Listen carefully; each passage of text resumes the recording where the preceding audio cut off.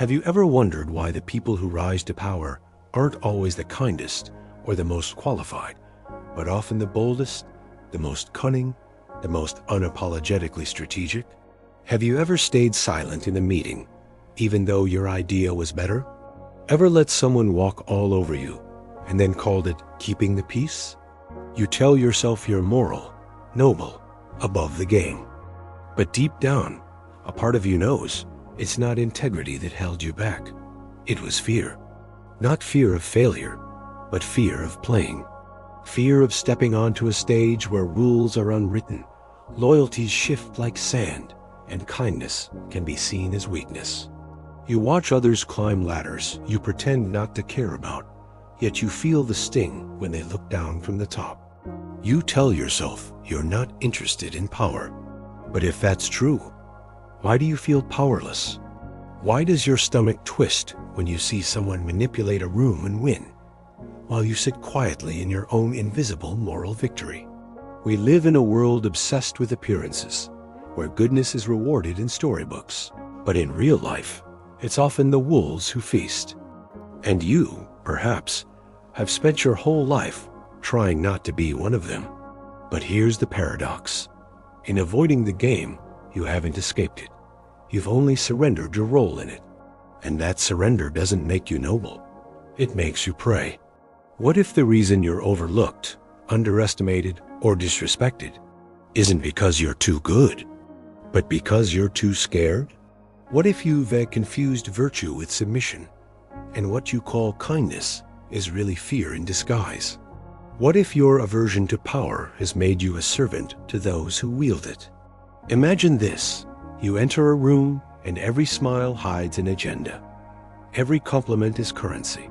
Every silence is a calculation. You think you're playing fair, but there's no referee. Only players. You were told to be good, but no one told you that good people get eaten when they refuse to grow teeth. So you shrink. You nod. You make yourself small and palatable, hoping the world will reward your restraint. But restraint is not always respected. Sometimes it's interpreted as weakness.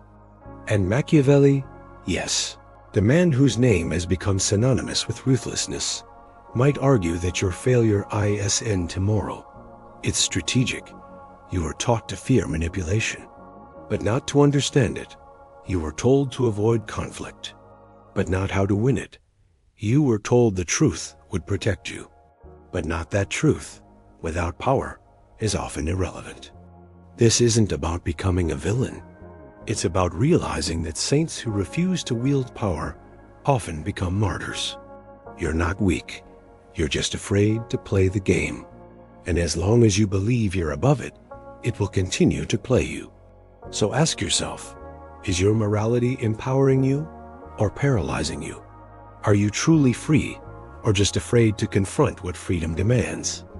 Because freedom, real freedom, isn't given, it's taken.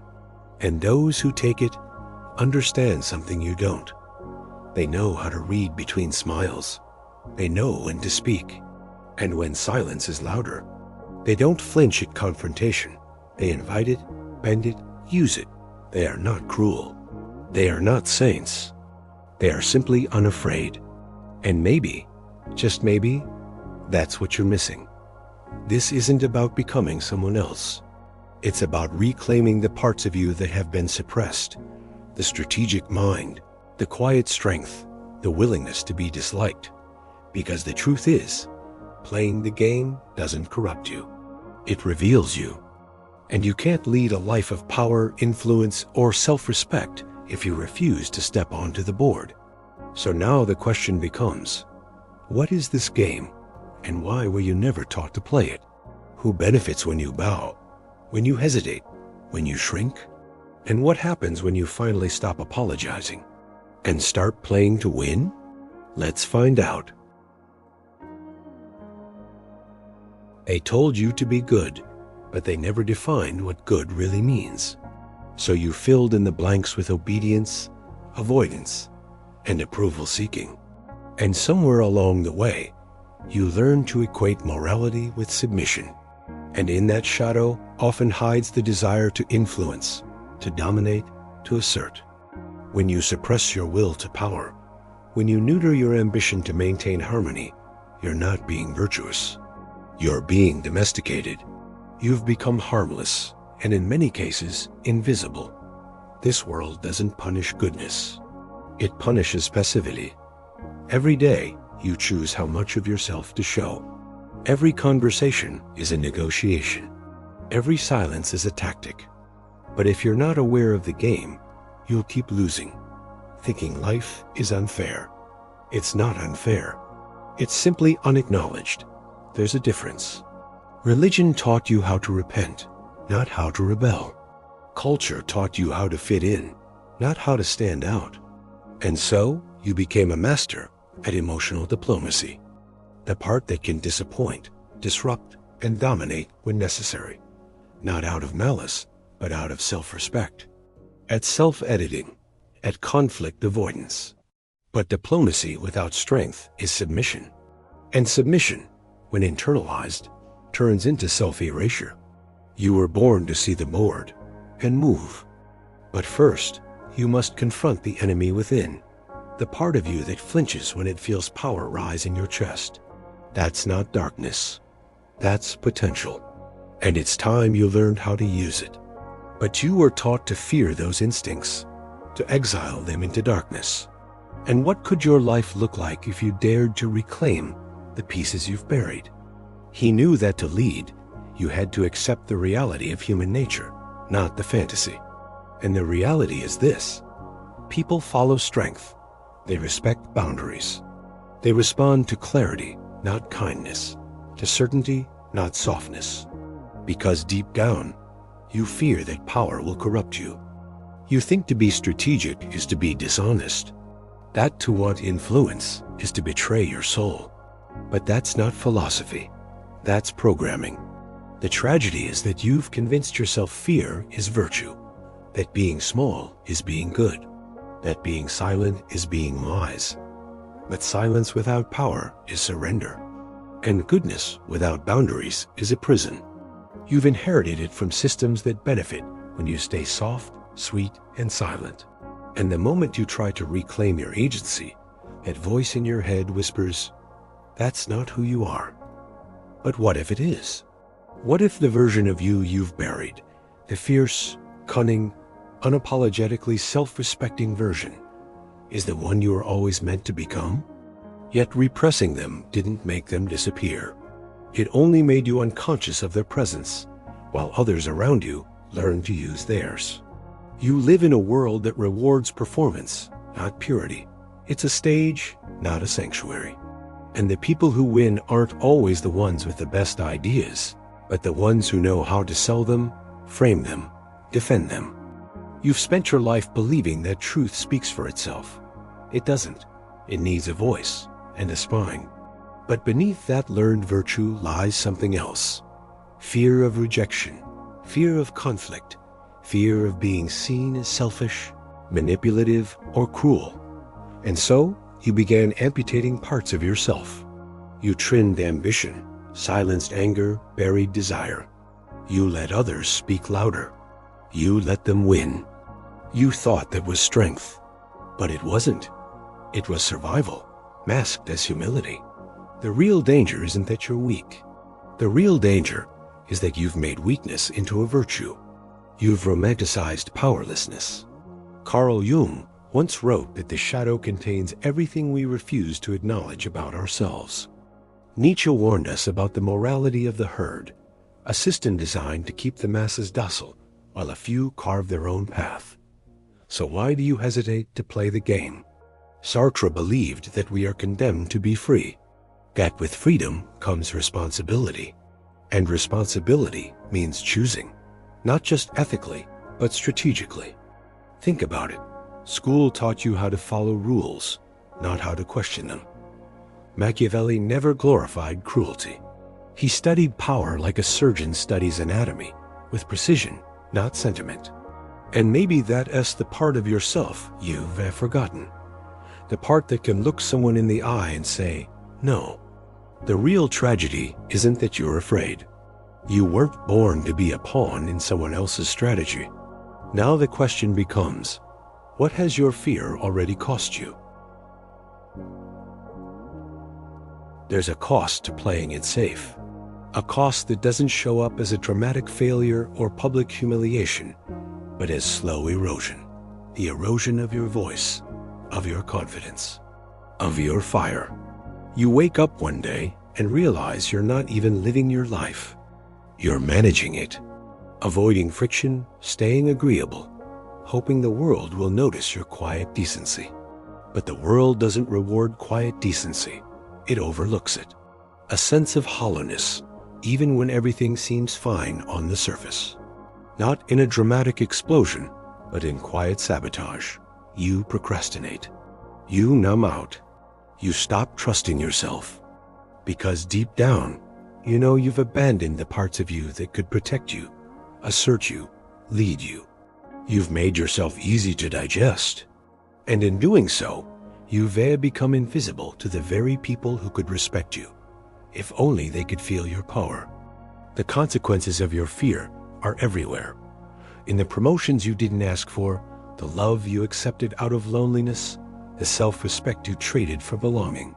What if playing small is the very thing that's killing your potential, your joy, your fire? What if everything you've lost, every moment of powerlessness, invisibility, regret, is just the tax you pay for refusing to step into the arena? And none of that will change until you understand the true cost of staying soft when the moment calls for steel. You'll wonder why you feel empty after social interactions. But this same wiring can become a cage if you never learn to challenge it. You overthink texts, dilute boundaries, let people linger in your life who drain your energy. All in the name of being good. But that version of good is a lie. It's not moral. It's mutilated. And that mutilation is why your life feels smaller than it should.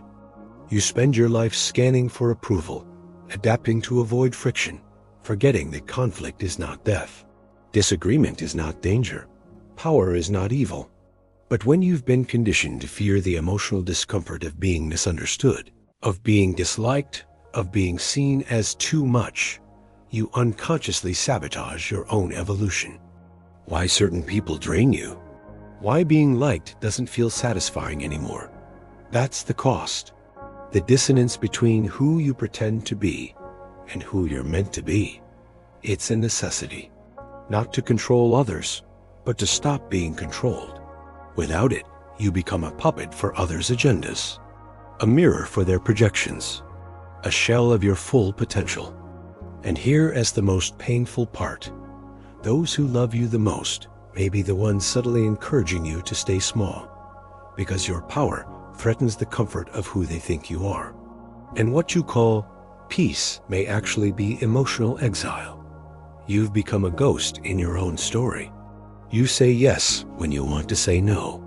You compliment people you resent.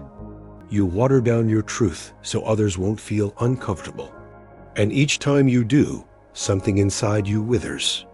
You were taught to believe people are inherently good. But belief doesn't stop betrayal. Belief doesn't stop hierarchy, competition, or domination. Power doesn't go to those who deserve it. It goes to those who claim it. And if you don't, someone else will. You don't need to become ruthless, but you do need to stop being naive. You think you're protecting relationships, but what you're really doing is betraying yourself, piece by piece. And this betrayal doesn't scream. It whispers. It whispers through chronic exhaustion, through resentment that festers beneath your smile, through that ache in your chest when you see someone less capable being treated as more valuable, simply because they dared to take up space. This is the game Machiavelli understood, not because he celebrated cruelty, but because he accepted human nature as it is, raw, insecure, self-interested. The unseen consequence of your avoidance isn't just missed opportunities, it's internal fragmentation. Your identity splits. One part of you performs niceness, the other silently screams. And the more you deny that second voice, the more distant you become from your own integrity, because integrity isn't passivity. It's alignment. And if your outer behavior keeps contradicting your inner truth, you begin to lose the thread of who you really are. You'll start to notice a deep fatigue that rest can't fix. And if you go long enough betraying that inner force, it turns against you. Cognitive science tells us we are wired for social survival. Mirror neurons fire when we sense disapproval. Our brains associate rejection with death. You hold back in conversations where your truth could have changed the dynamic. What Machiavelli grasped, and what most people avoid, is that power isn't a luxury. The world is not waiting to crown you for your goodness. It's waiting to see if you'll finally stop hiding. You think playing small keeps you safe, but what if the truth is far darker? And what happens when you stop paying it? Something breaks, not with violence, but with clarity. One day, you hear yourself say, "It's fine," and a voice inside you finally screams, "No, it's not." That's the beginning. Not of rage. When you let go of your obsession with being understood, you unlearn the shame you carry around your ambition, your anger, your boundaries. You stop calling your fire too much. You stop apologizing for your hunger to be more. You stop whispering when your soul wants to speak. When you realize that being underestimated can be power, if you're willing to stop proving and start moving, power doesn't always roar. You ask, who drains me? Who sees me? Where does my energy go? And you become ruthless, not with others, but with your time, your loyalty, your emotional labor. You become dangerous, not because you wish harm, but because you can no longer be guilted, shamed, or controlled. You become grounded, unbothered, centered, and in a world of noise, that kind of presence is magnetic. You stop setting yourself on fire to keep people warm. You stop mistaking tolerance for strength. Sometimes, it's the quiet confidence of knowing you don't need to explain yourself. And once you've detoxed from approval, something wild returns. Your instincts, your voice, your power. You don't need to argue. You don't need to beg for respect. You embody it. You exude it. You become the kind of person people instinctively adjust to. You'll build your own. You'll stop chasing people who ghost your potential. It's not dramatic. It's surgical. You remove the stories, the roles, the masks. You don't destroy who you were. You reclaim who you are. And yes, it will be uncomfortable. But the discomfort of growth is nothing compared to the agony of staying caged in a life built on fear. You'll become the kind of person who doesn't need to chase, because your presence demands recognition. And you'll finally understand. Respect isn't earned through sacrifice. It's earned through self-possession, not of revenge, but of your return. The rebellion doesn't start with shouting. It starts in silence, the kind that follows a long war within. It was about alignment, about standing so fully in your truth that no one, not your boss, your partner, your past, can make you question your worth again. The kind that comes when you realize the person you've been pretending to be is suffocating the person you were meant to become. Being sovereign. Being unafraid to make decisions that serve the vision, not just the comfort of the crowd. You don't need to manipulate others, but you do need to stop letting them manipulate you. That means learning to see through charm, to feel the difference between guilt and guidance, to walk away without explaining yourself to those who benefit from your confusion. You don't need permission to stop playing small. You need courage, not to fight others, but to stop fighting yourself. Rebellion, real rebellion, begins when you stop trying to be loved by everyone. So how do you break free? First, you unlearn. You unlearn the lie that says conflict is always bad. You begin by reclaiming the right to take up space, emotional space, intellectual space, spiritual space. You learn to say no, not as a reaction, but as a declaration of self-worth. You let go of the people who only loved the version of you that stayed small. And yes, some will leave. Let them. Because when you stop playing the caretaker, the peacekeeper, the emotional mule, your energy changes. And not everyone will like who you become. That's the point. Machiavelli understood that leadership isn't about being feared or loved. It's about being effective. You start crafting your life like a strategist, not out of cold calculation, but from clarity. Breaking free means confronting the part of you that's addicted to being liked. And yes, it will hurt, because validation is a drug, but withdrawal is liberation. You learn the power of the pause, of not reacting instantly, of not explaining your silence, of letting others sit with the discomfort of your truth. You'll stop begging for tables that require you to shrink. This is the rebellion. It's not loud. And what you'll find, once you've crossed that line, is that power was never something external. It was never about domination. So now, the final question remains. What is the ultimate truth that lives beyond fear, beyond strategy, beyond rebellion? What is the truth that transforms you from someone who plays the game into someone who defines it? Here it is, the final truth. The one most people never reach because they stop at rebellion. They stop at boundary setting, at confidence, at playing the game better than before.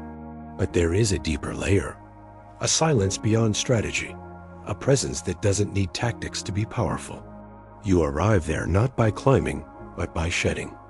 Shedding the ego that still needs to win.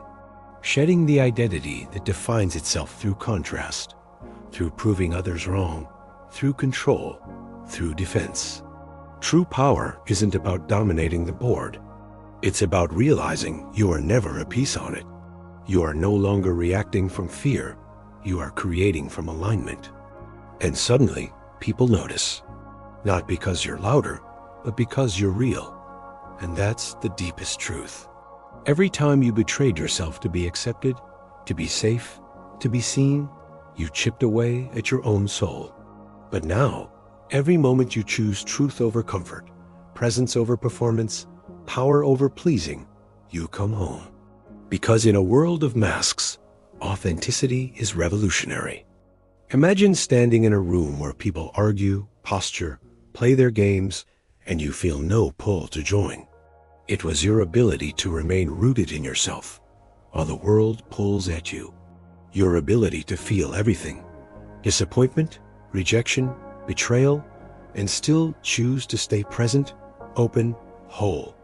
Not because you're afraid, but because you finally see it for what it is: noise. Power games are only seductive to those who haven't yet tasted inner sovereignty. Not in retreat, but in evolution. You stop trying to outplay others and start playing only with those who respect the rules of your reality. You are no longer addicted to being seen because you have seen yourself. And in that seeing, something ancient wakes up. Something the world cannot market, manipulate, or mold: your essence. You no longer chase influence, you embody it. You no longer seek validation, you radiate presence. The room bends not because you force it, but because you've become the kind of person whose energy rewrites the atmosphere. But once you do, you stop reacting, you stop performing, you stop explaining your existence, because you no longer need permission to be. This is the Machiavellian paradox. The man we associate with cunning and ruthlessness also understood something profoundly existential, that appearances rule the world because people are terrified of looking within. But once you face yourself fully, once you confront every shadow, every hunger, every fear, every shame, you become untouchable, because there's nothing left to hide, nothing left to prove. You transcend the game by first mastering it, and then walking beyond it. You speak less, but your words cut deeper. You act less, but your movement carries gravity. And from that essence, strategy becomes art. Influence becomes expression. Boundaries become love. You stop fighting for power because you've realized the real power was never external. You realize that courage is into the absence of fear, It is the refusal to abandon yourself in the face of it. So the ultimate question isn't, how do I win the game? It's, who am I without the game? Because when you no longer need to control, impress, or protect, you become something terrifyingly beautiful, free, and freedom, once tasted, ruins everything else. You'll never again settle for hollow peace, for conditional love, for shrinking to fit into someone else's frame. You'll stop saying, I'm fine, when you're not. You'll stop abandoning yourself in the name of keeping the peace. You'll let the world misunderstand you, misjudge you, even fear you, because at last you understand yourself. This is the final rebellion, not against others, but against your own illusion of powerlessness. This is the moment when the mask falls, and the real you, the one who is never weak, just hidden, stands up and says, enough. You don't need a throne. You don't need applause. You just need truth. And truth, when owned fully, becomes your throne. So now the game changes, because now you're not playing to win. You've already won the moment you stopped hiding, the moment you realized that you were never afraid of others. You were afraid of your own power, but not anymore.